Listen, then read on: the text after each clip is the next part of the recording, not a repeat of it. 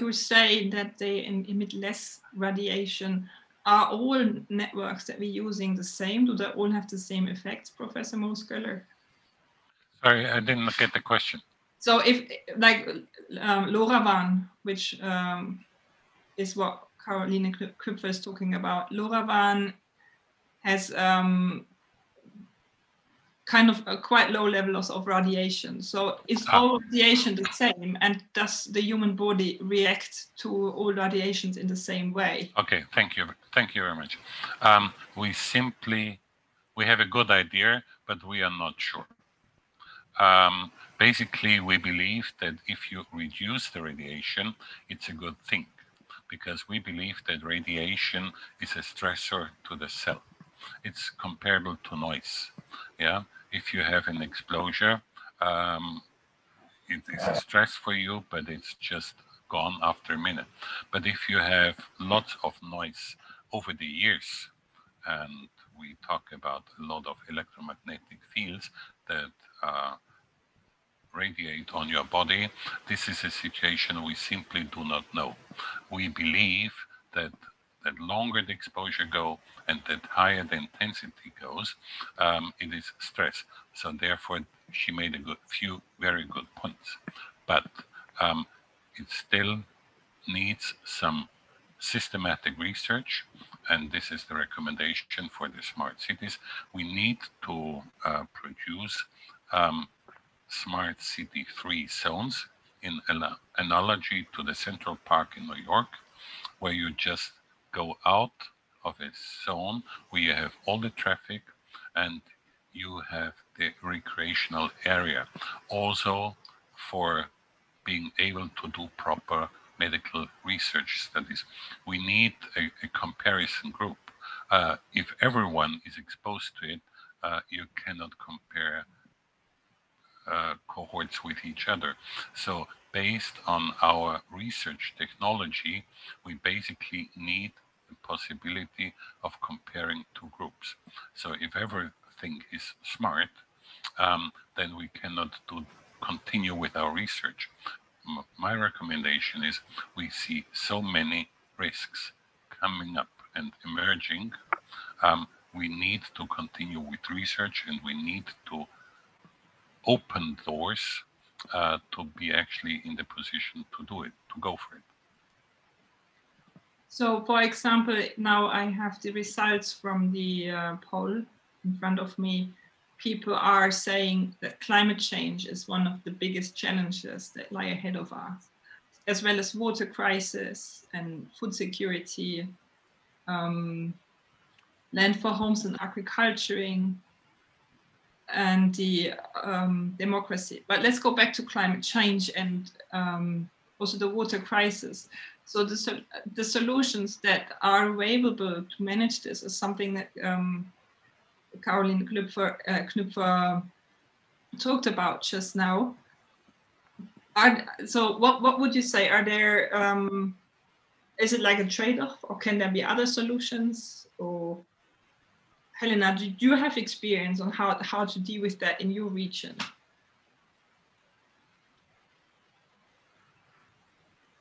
Yeah, okay, I had to unmute myself. Yeah, first of all, I'm really glad about the words and very valuable information that I got from the professor and also from Caroline, because I think that we share the same concern, no? But as much as I can say also for our region and also for Slovenia, it is like that mostly in cities and in local communities are tackling mainly the ICT solutions primarily for the functions of the local communities, like Caroline said, for example, for sustainable mobility, energy efficiency. Also, tourism is part of it, but in some cases also there are smaller attempts of solutions for participatory budgets of the local communities. And of course, the things are moving also to other directions, especially if we look from other perspectives, also in the field of health and other topics. But I think that this radiation and understanding of the consequences of the radiation were not put in the center so far. Mainly, I understand that because people or also decision makers are not aware of this threat enough, and mostly we are all looking for good technology solutions that are already on the market. And I think it happens always when the new technology comes and the people are not so much aware of all the pluses and minuses and what certain technology bring us from a positive and negative way. No? Thank you. But of course, I'm really glad that also the other colleagues that are listening to our presentation, I think that they tackled also certain issues that are connected to climate change and also other specific development challenges that are in front of us. Yeah, thank you. If I may respond immediately, yeah. I didn't mean to say that the research on electromagnetic field needs to be in the center. I acknowledge that there are much more interesting issues, like we have seen in the polls, and I agree with those people. But I just wanted to make the point that we need to observe all these different aspects, and in addition, I don't think we need it in the center, but we need it on stage. We need it somewhere. It can be on a border issue, but it needs to be there. Let me use another analogy. When you ever have a new medication, we know that it has been tested, and there is lots of discussion that we get a coronavirus and it needs to be tested before we actually have it for a public release. And with different aspects of electromagnetic fields research, with different aspects of new organizations, society questions, we need to research to have some ideas first, and much more important, and this is what people usually do not know. Whenever you have a medication on the market, there is a market surveillance program. No one knows except your doctors. Whenever they have the idea that something goes wrong, he can send always a form or a letter to a central point where all these ideas and observations are stored, and then once a year or in a regular period, people, statisticians, look whether or not a particular question raises more than by chance, because it's quite clear that many of these inputs, many of the single sheets they contain, it's not really relevant to the question, but it is relevant if there is the very same issue raised by 100 people in one city. Then we need to respond to issue like this, and this is what I term now. The term is collateral research or accompanying research, and this is a very strong recommendation. It has worked in other fields like medical science. We need it. I believe we need it for smart cities. So you're saying the contributions from the people in the city also when they have issues should increase, which yes, of course. Is something that I guess I mean it fits to the main statement from Caroline Kupfer, saying that it's a challenge to get people involved and also to accept the technology, and so it's two aspects, right? We need to listen more and we need to involve them more somehow. Are there any best practices that you know about already where people do that? Yes and no. As I told you before, when you have a new pharmacy on the market, the best practice model is that these people, they report what they believe about the medication to the medical doctor, and the medical doctor, who is a specialist, reports to a central address, which can be an office, a bureau at the ministry, whatever. So this is a working example how it can be done. And I'm not saying it has to be in the center, but it should be on stage if we have smart cities. At the moment, we have smartphones, telephones, and we have in every country 4 or 5 companies that are responsible for these electromagnetic field exposures. Whenever they do research, we know that they have lobby interests, they have economic interests, and we should not repeat this mistake with smart cities. Smart city is much too valuable idea. It is a new concept of society, how a society can be arranged. I do not recommend to leave safety issues to private companies, even if we need private-public partnerships, but the responsibility should not be on the private sector alone.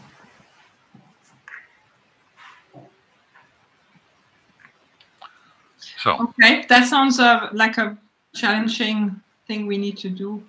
Are there any other bits and parts and ways that citizens participate in your regions and cities, Caroline and Helena, apart from, for example, running this coding sprint? What do you do already to involve citizens?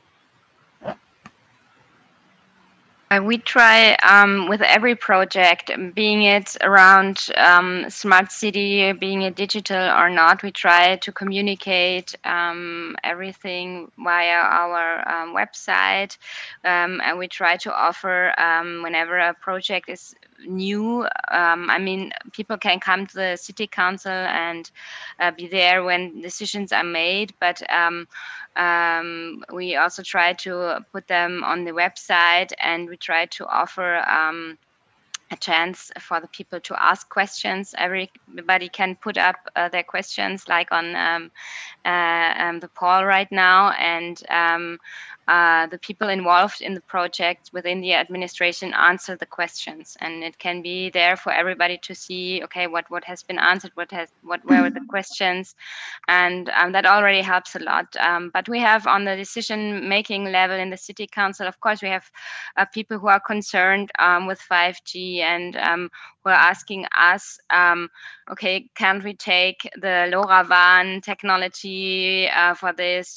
Do we have to do this with the 5G? And it's very hard to communicate which technology is we are using for what and why. So I think this is, from my perspective, it's really hard to keep people on board so that they have the knowledge to make good decisions or understand our decisions as a city. And this is very, very challenging. Yeah, if I can add also from my side, in our cities and local communities, inhabitants are involved in decision making in processes that are connected to the responsibilities of the local community, that ranging from I don't know, spatial planning, development issues, and so on. And since our local communities and also our region is not so big, the people are more used to come together to talk directly via workshops and so on. But of course, when certain decisions are preparing, people are also asked via web page, internet sources, direct questioning via internet, and so on. But what also Caroline said, I think it is rather unknown so far. Like also professor said that this topic of radiation needs to be part of the discussion, because and it needs to be on board, because I think that if we look also from the part of the how the technology or services from private sector are usually looking for, of course, for very good solutions, but in some cases still certain things are regulated. Then such things like, for example, influence on health are not known or are not taken under consideration. So, and also when the city is in the position, or for example, our local communities are in the position to reply to the questions from citizens, it's very difficult also from the point of view, because there is usually a lack of specific experts, especially on the topic of smart cities and all the topics that are connected to technologies and services that smart cities can offer. Because I think that in every city and in every local community all over Europe, they are trying to do better services for the users. But of course, according to the knowledge that certain people and management in public organizations have. And sometimes I think like this, let me say, new topics that were open by professor, for example, the radiation issue and its influence on health are not so known. So I think we have a lot of challenges in front of us, and I think that it would be more than beneficial also to be able to have some sort of how to say, impartial knowledge that is available for all, so that also the cities and local communities could really decide on all available data.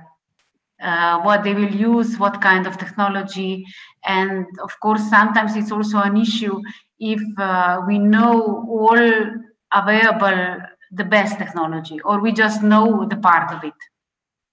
Thank you.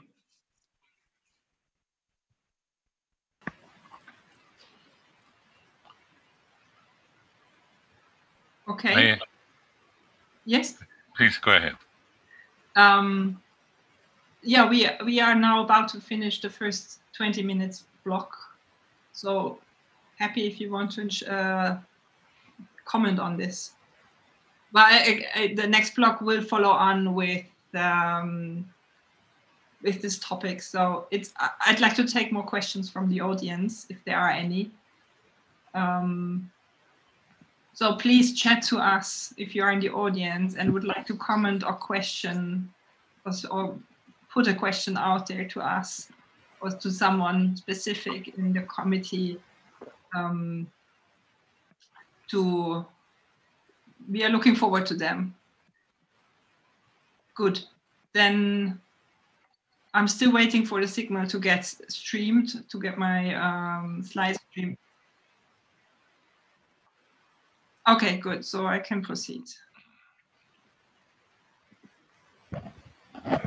So we are now through with round 2, status quo of cities and regions and science.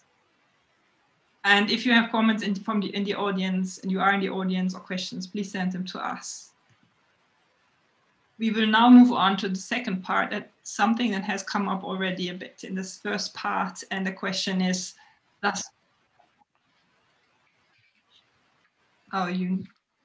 okay, presentation mode. Does smart actually mean that we have an ubiquity of electromagnetic radiation and fields? So that's a lot of radiation. Or does smart mean that we use technology smart in a different way, and there's always a way to do it so that's actually good for the environment and for the economy and for the people?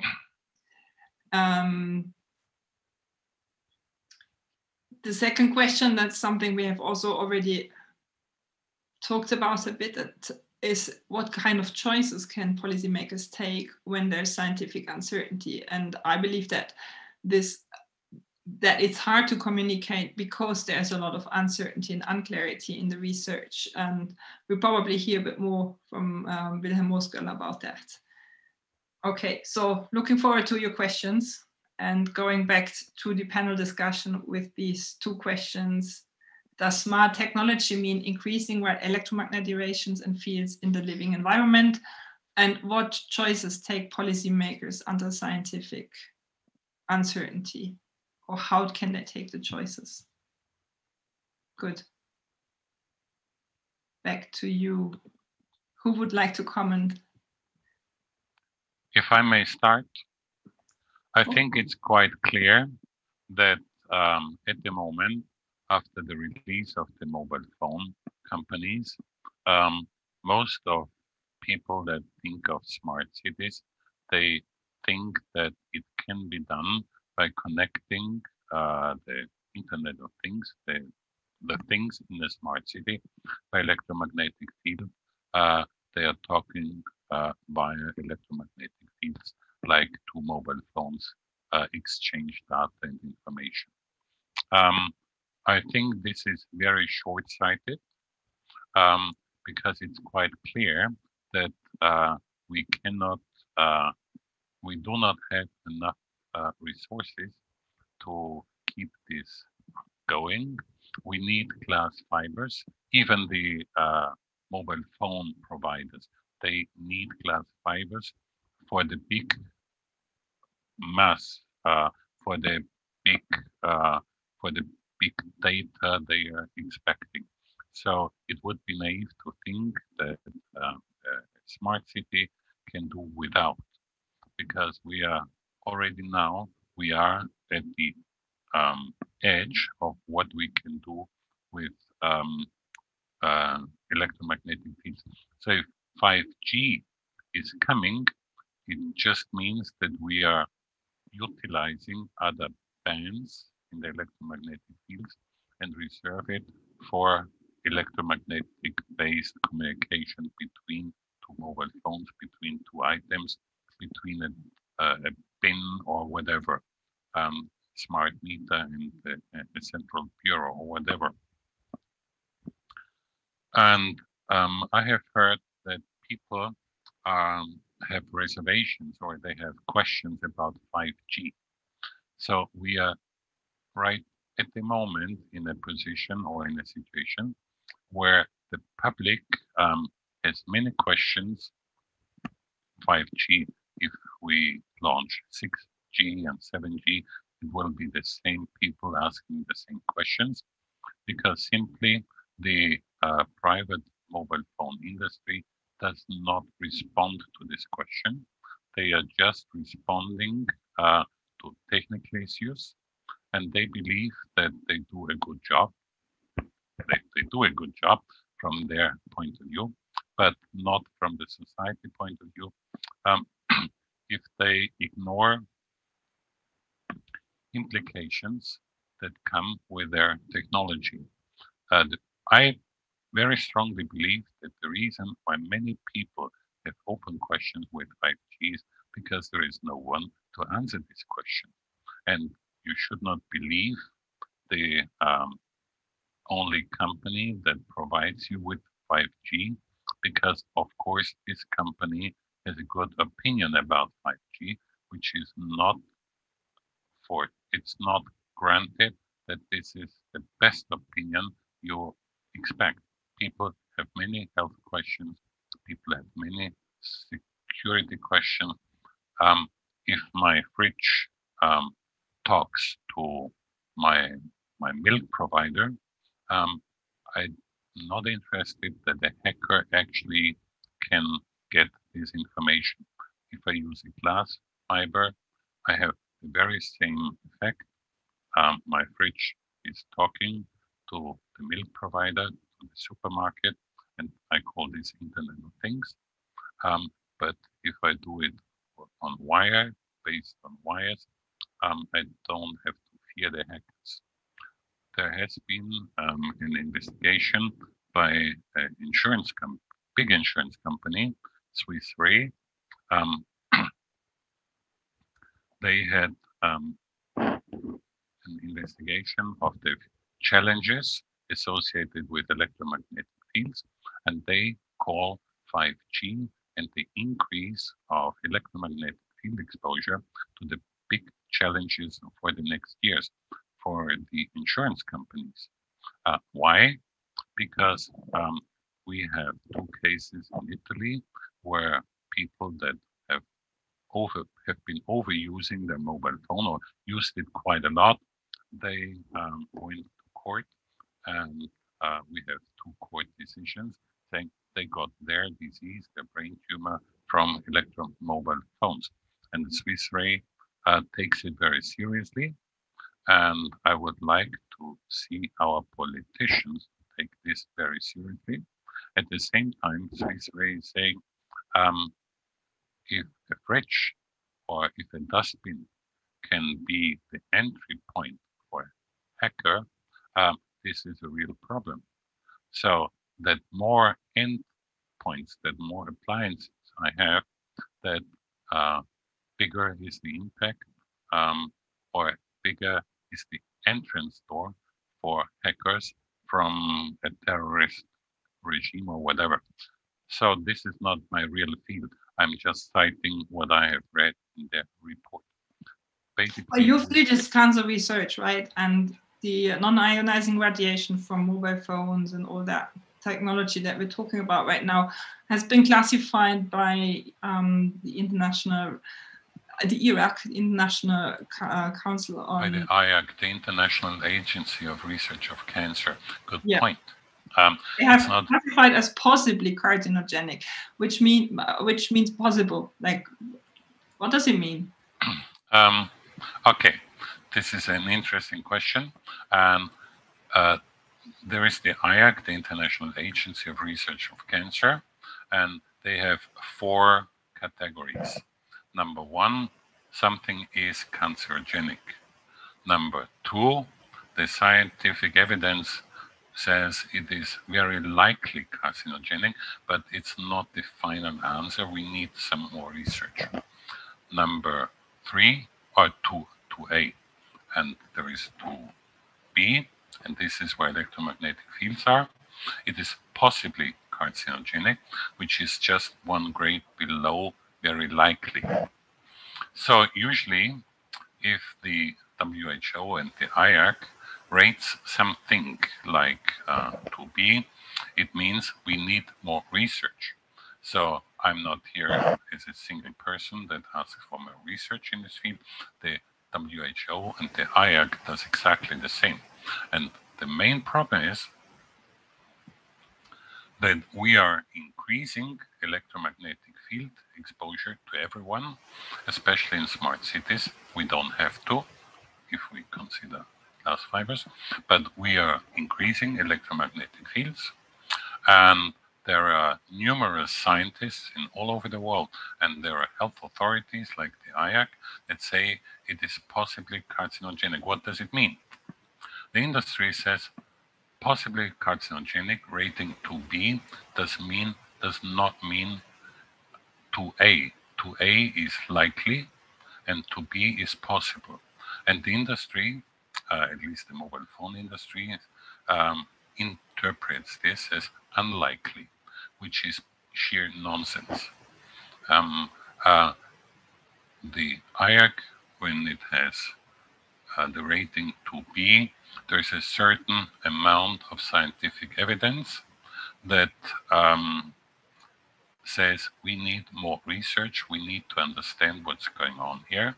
We have this data, we have other data, and if we expose this to human beings, we need to understand it much better.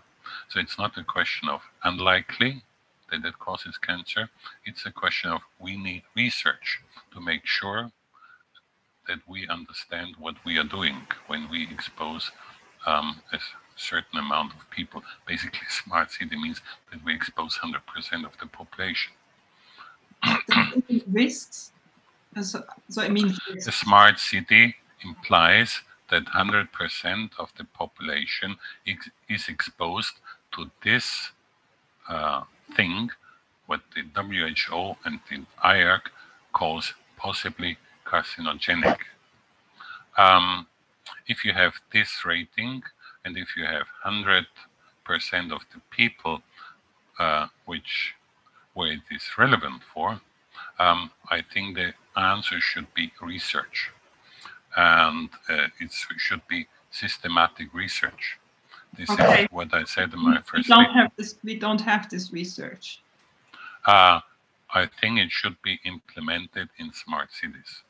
Great. We need, when we implement smart cities, we need a type of research coordinator and who speaks with medical doctors, who receives complaint letters from the population, who acts as a filter to the stakeholders and say, we have this, and this problem.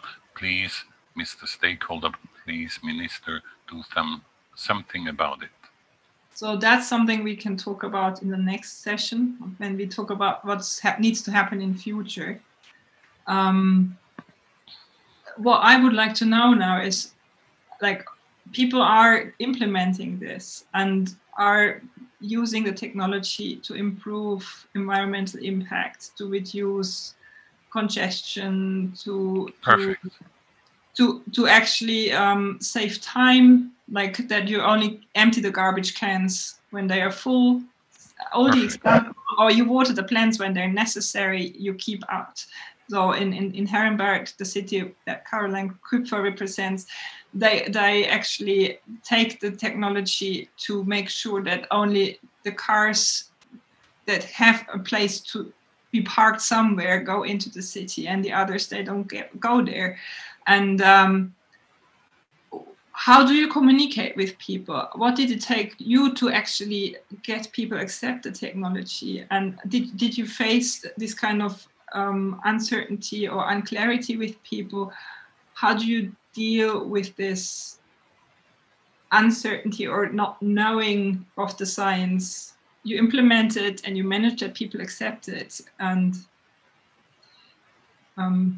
yeah, I think what helped in our case is that we took it from the 5G, 3G argumentation and said, okay, it's lower in radiation. It only sends a signal when there is one, so it's not communicating all the time with the gateway. And by explaining it on a very basic level and really easy, it somehow took over that people very much like the idea of having this technology, and they are fearing it way less than the prospect of everything connected via 5G. And the only thing now is really in the communication with the citizens that it's not the same. I cannot transmit the same data with the LoRaWAN as with the 5G, because I can only submit small bits of data such as temperature,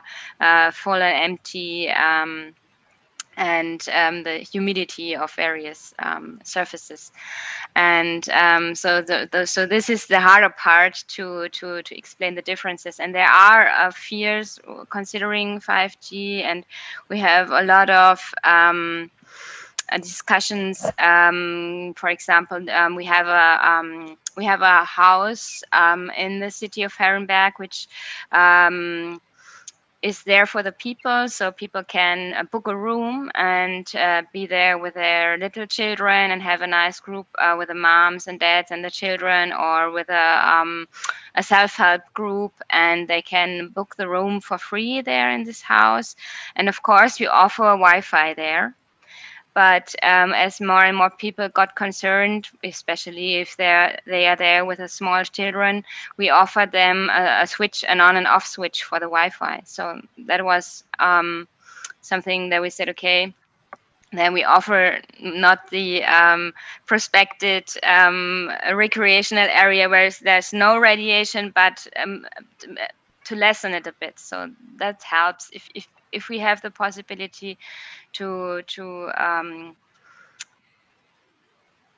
to change something in such a small aspect, the people trust the technology more or accept it that it can be something good, and we turn to switch it on when it's needed. So, yeah. Helena, do you have similar solutions?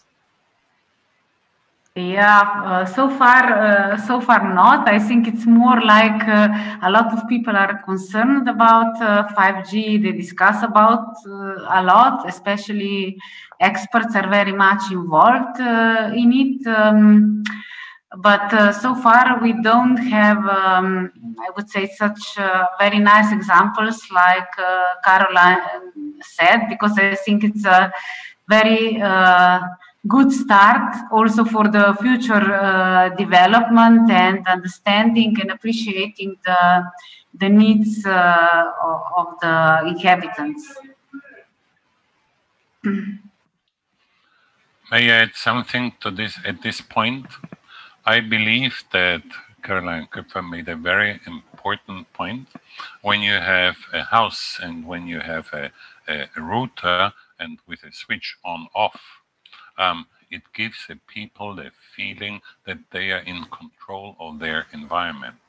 From a medical point of view, we have many patients who are sick by fears, and they are sick of loss of control. If things happen and in your front garden and you have no control about it, it really brings you in a different psychological position. But if you then have control again, and it can be a switch it on and off. This is a wonderful example how what you can do to not give the people the feeling that everything happens without them being involved. Yeah, many people don't want to be involved. They are trusting the governments, and this is good as it is. But if you have questions and if you have the desire to be in control of your environment, a simple switch on off can do. And there is another very good example Caroline mentioned. If the dustbin is full or empty and they send a single signal to the central bureau, this is wonderful. Most of the people I came across, they are very irritated by smart meters that send every other minute or every 50 minutes or whatever on a regular basis the whole year, and you just need one reading or a few readings. So the solution is switch it on when you need it. This is a very good solution. Again, and especially it saves energy, and it reduces the electromagnetic fields involved, and it helps the situation that you have a very high price for very little information. If you send all over the day and you need the information only once or twice a day, then there is no good reason, no justification to use the exposure, to expose people all day long. So this is a very good example. Caroline Köpfer basically managed to implement the ALATA principle, as low as technically achievable.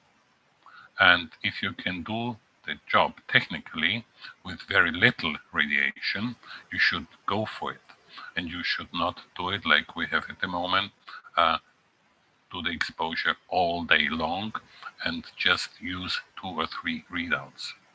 So this is a very good example. This is, I think, which is could be important to implement in smart cities in the future.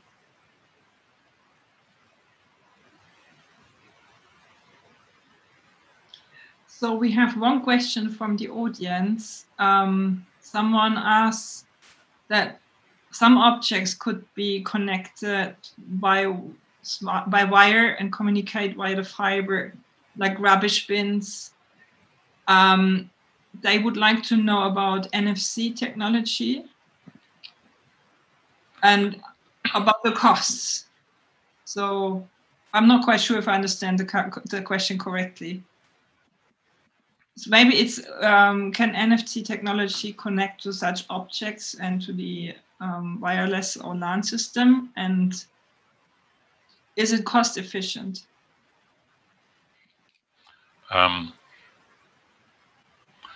I think I can answer this question. NFC technology means near field communication.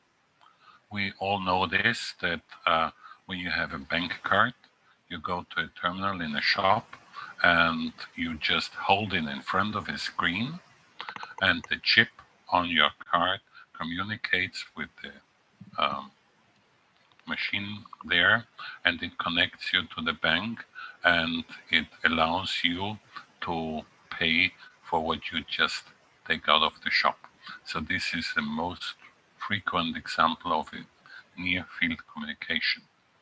Another type of near field communication is that you have a meter that measures your water consumptions in the house, and there is a car passing by your house, and in the car there is a computer, and it wakes up your sensor, which you have in the basement, and your sensor sends the signal. And so this means near field communication over, let's say, 50 meters and things like this. So all this is technically possible. And from the medical point of view, because we are still in the stage where we are uncertain about medical consequences, we recommend, if you want to be on the safe side, try to use near field technology whenever possible. In the case of the bins, I'm not sure whether it could work. This is a question for technical engineers, and whether it costs or not, I simply do not know. We have to find out. This is another recommendation. There are so many open questions. I would like a master plan, and I would like a government that says, okay, we try this and this system in this particular city, and we try another system in another city. So we can actually give us time to develop technical solutions and test technical solutions. We do it in schools. There is a school system, and we have selected schools that actually test the new principle. And if it works in the school, then we want to expand it to the rest of all our schools. So we could use the same principle, try in one city, make an evaluation, and recommend to the other cities what is positively, and forget those that fail a plausibility check or fail a cost effectiveness check or whatever. So, but this requires, again, a government that has a specialist or a ministry dealing with smart city development. Maybe this is another solution where we can make real research based on a city, implement something in a city and see how it works. We talk about acceptance by the population. We talk about technical feasibility. We talk about cost effectiveness. There are many open questions where we are uncertain. We don't have to implement it in 100 cities throughout the country. And if it fails, we have 100 failures. This is not necessary. This is not clean and meaningful.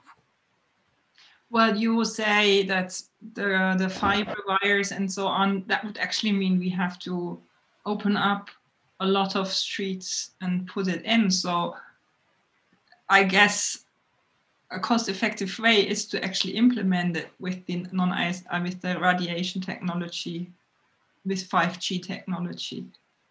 But something I don't know, I can't judge. So question to you, Caroline Klüpfer and Helena Quenke, are you aware of cost effectiveness in terms of what kind of technology we implement? Yes and no. If you want to change a complete city, and if you want to implement glass fibers, and it's an historical old town, you basically, it's very costly to dig up all the streets and put the glass fiber in. So most of the cities I'm in contact with, they say we cannot afford this. It basically needs the whole year's budget only for this one particular issue. On the other hand, if you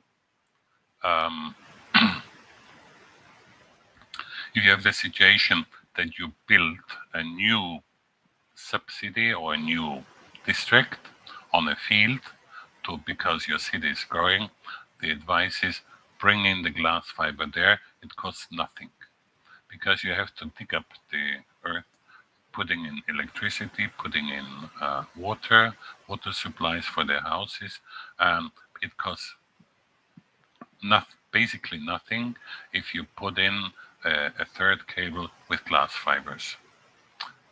So it's incredibly cheap. It's cheaper than a base station for 5G.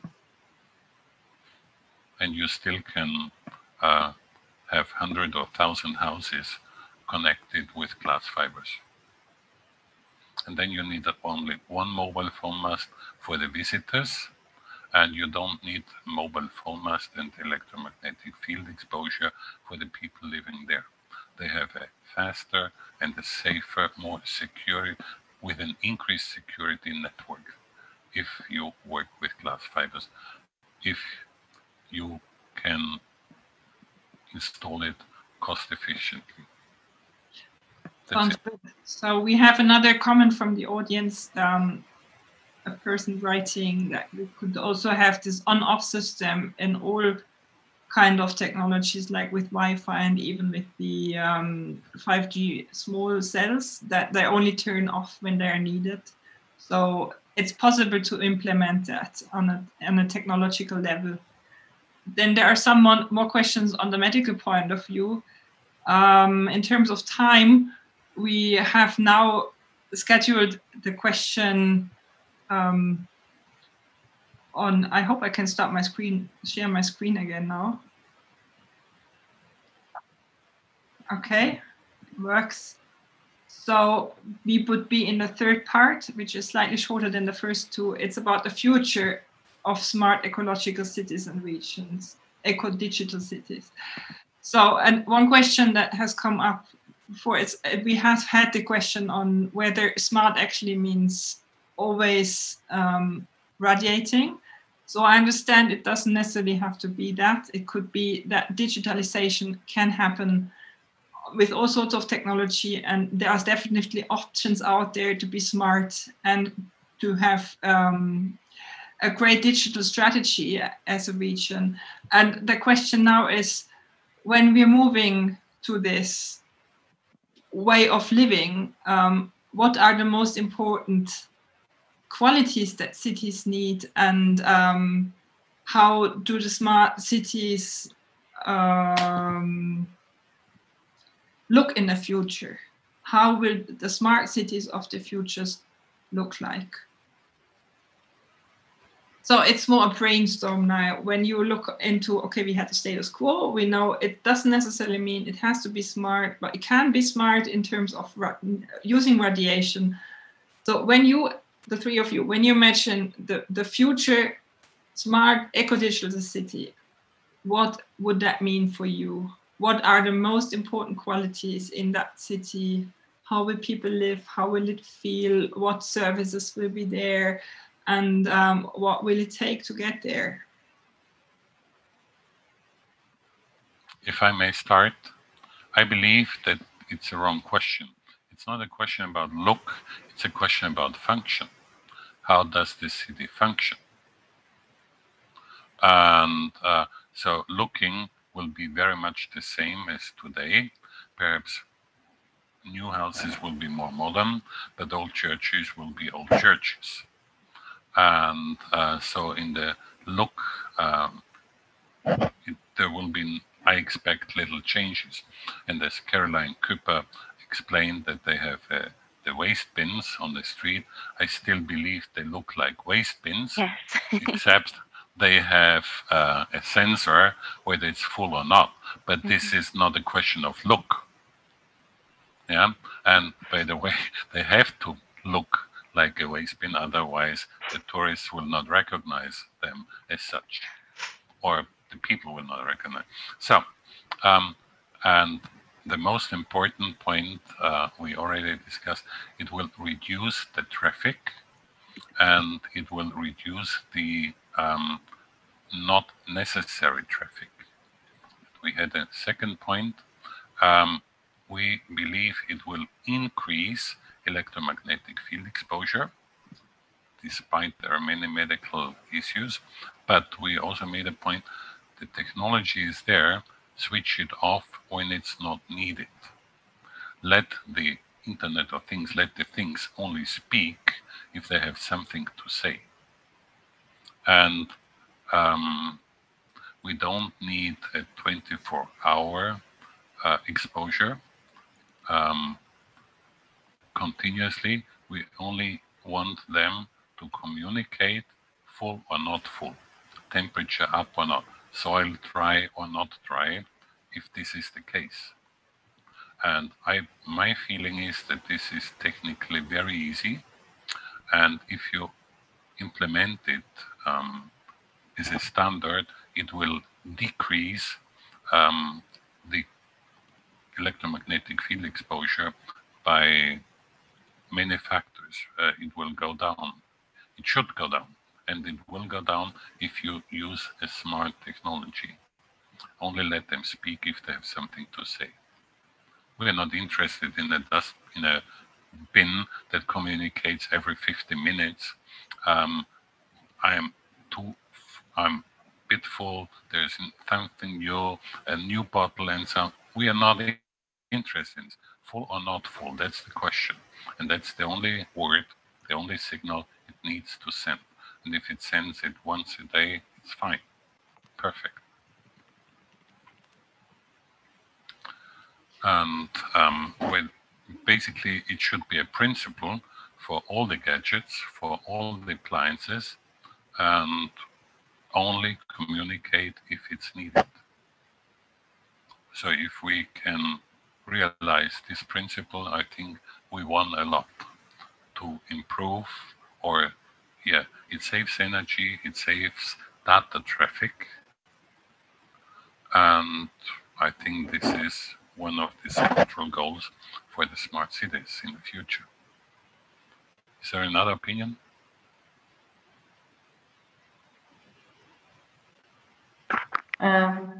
Yeah, I agree with what you said, but of course there are a lot of, I would say, unknown things in front of us, because I think that also the lives of people are changing, and also we need probably also new ICT solutions in the field of climate change that is coming very quickly. So these are probably unknown technology solutions that will be needed.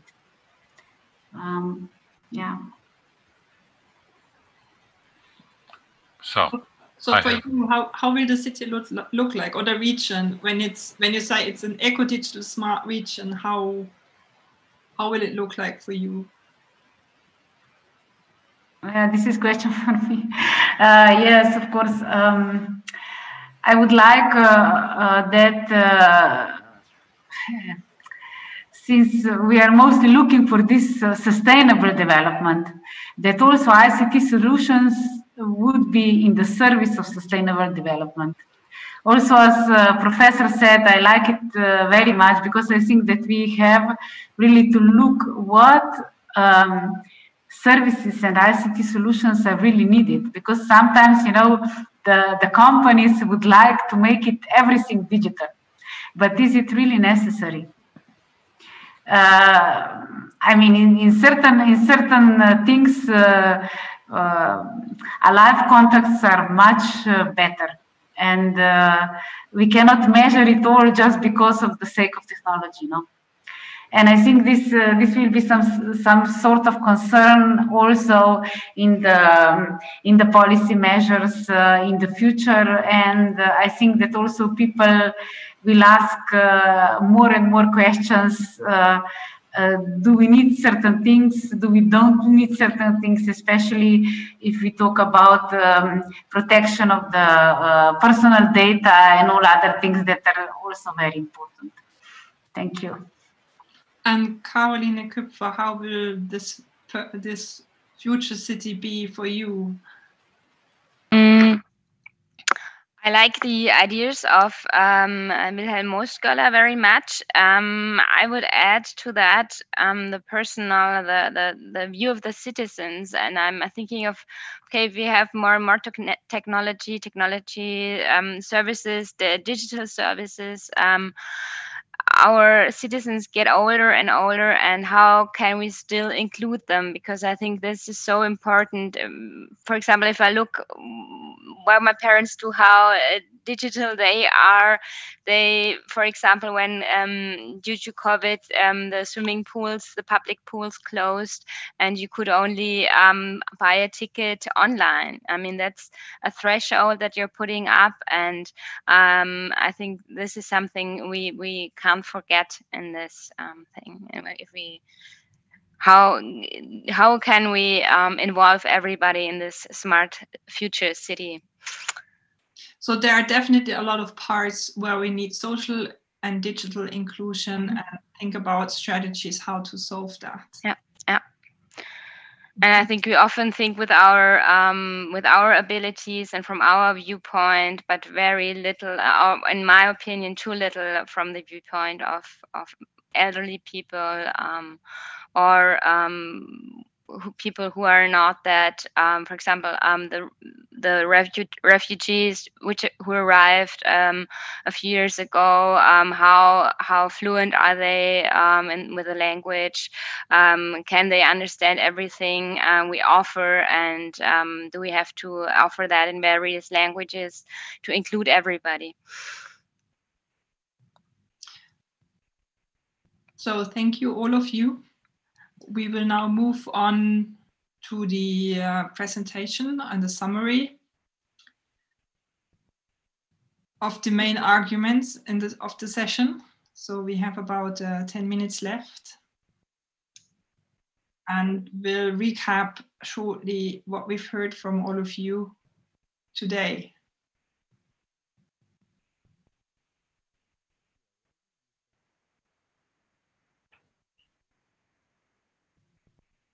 Helmut, I give the word to you now. Is muted. Okay, so now I'm prepared for this. Wait a second, please.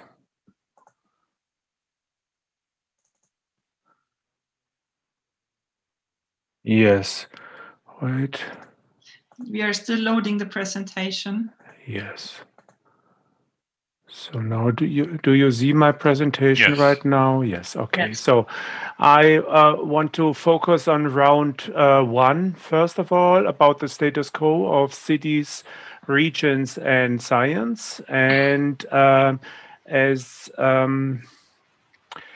Mr. Moosköller has said, who is active in medical research, he shows that the electromagnetic exposure is related with some risks like smoking, and these increased risks is a similar scenario. So the smart cities should be prepared about this increasing exposure.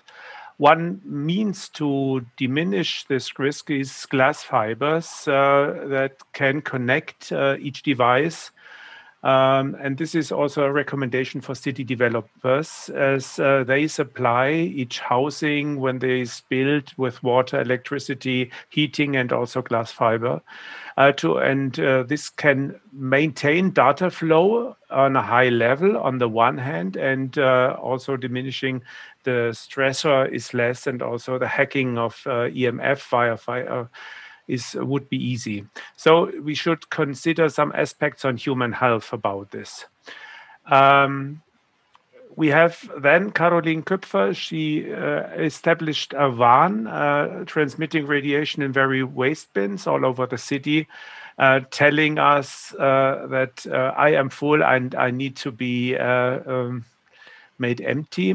This data flows leads to less traffic, which is positive. There's sensors also for parking lots, so citizens can see whether parking lots are free. There will be also a hackathon in December to show how you can use the one for own purposes, automatic flower water systems, when flowers or trees maybe also are thirsty. And there has been a LoRaWAN solution that has less radiation that has already been established. So Wilhelm Moosköhler says that also this radiation is a stressor to the cell, like noise is. And lots of noise can bring over years negative aspects that we already don't know what it is unknown, therefore, and therefore systematic research is needed.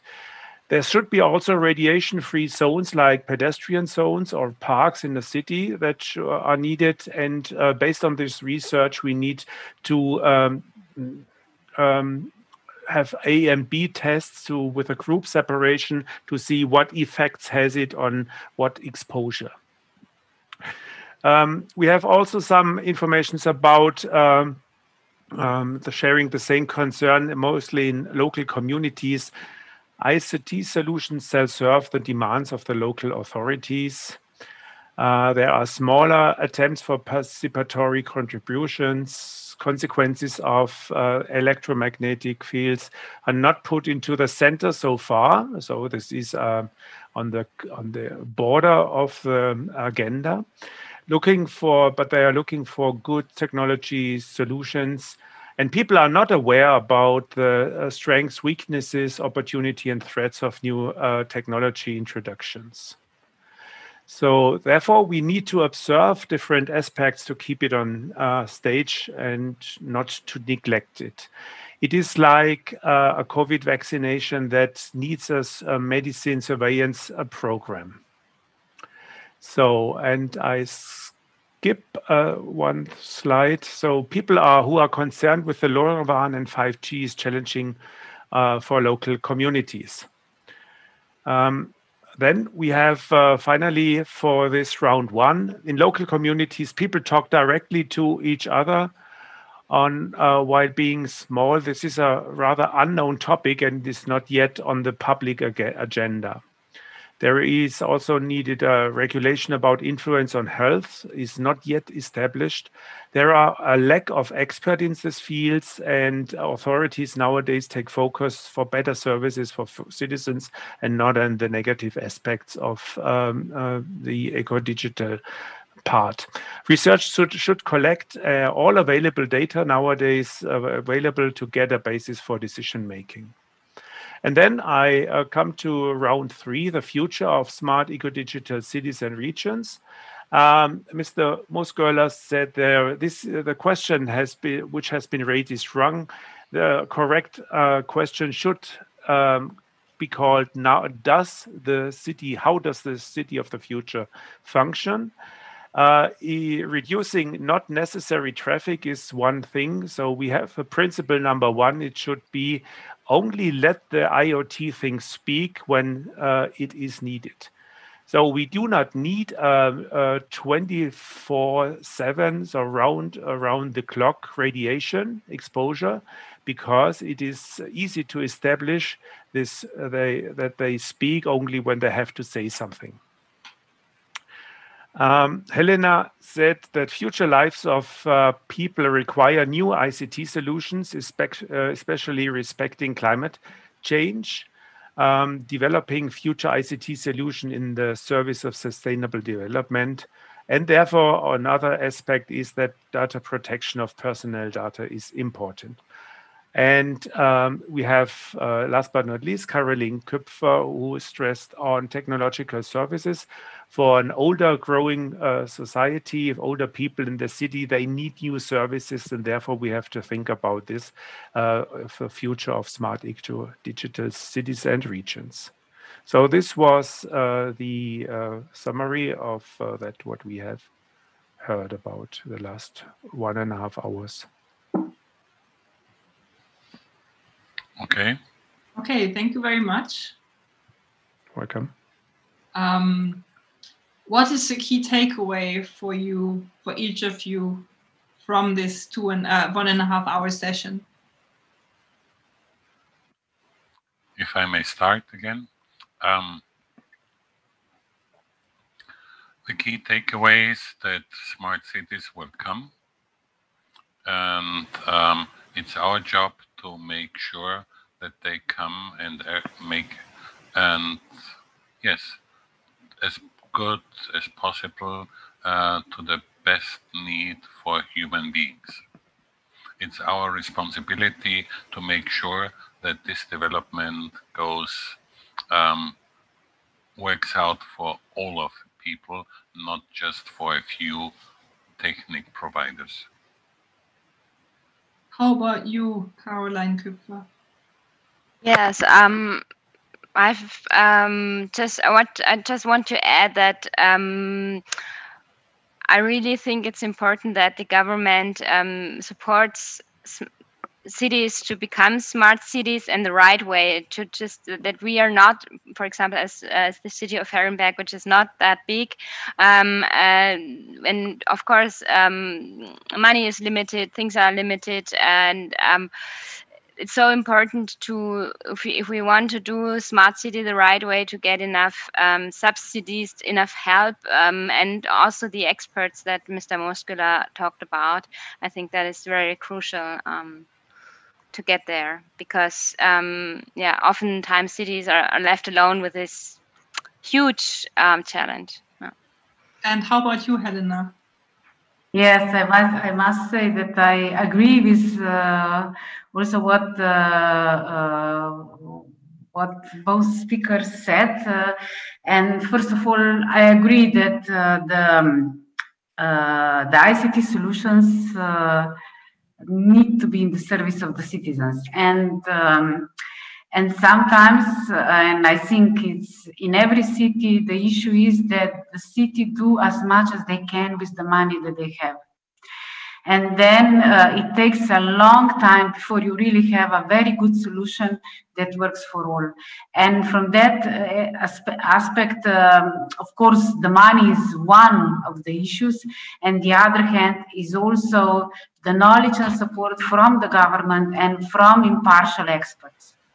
Because sometimes it's really difficult to be very practical when you have 3 companies working on one topic.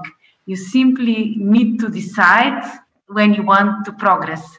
But the issue is if it's really all that is already there, or if it's really the best solution in the long run, but you do the best as you can with the knowledge that you have.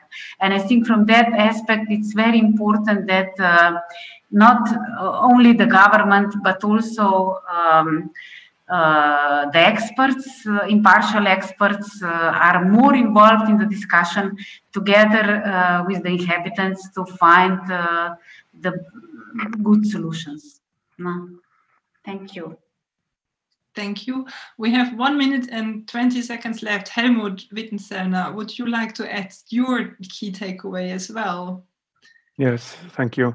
I think it was a good idea to get this economic part of it. So radiation costs money, it costs energy, it costs data, and the less you distribute into the society, the better it is for that. So you could make a efficiency formula out of it, and create some rules like a Bible. You have 10 rules in the Bible, so you should have 10 rules for eco-digital cities. And rule number 1 should be only talk to the machine when you need it.